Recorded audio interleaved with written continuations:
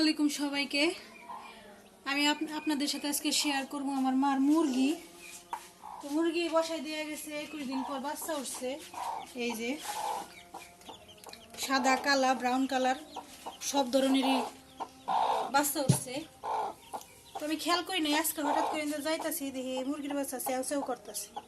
পরে দেখি হানো দেখি আই হ্যাঁ সবটি বাচ্চা উঠছে। এখন মুরগি ধরুন কেমনে, একটু ঠোকার দিব আমাদের।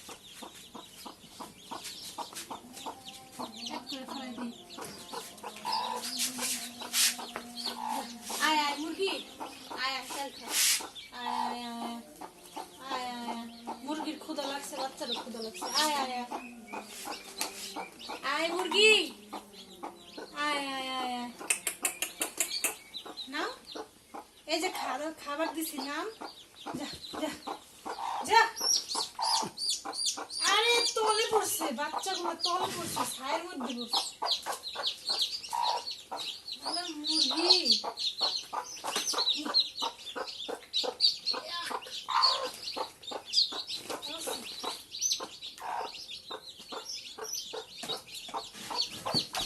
আরে বাচ্চা এই জায়গায় উপরে যাও। কত দিয়েছে? 1 2 3 4 5 6 7 8 9 10 11 12 13 14। আচ্ছা 4টা 8 9 10 11 13টা বাচ্চা দিচ্ছে মাশাআল্লাহ।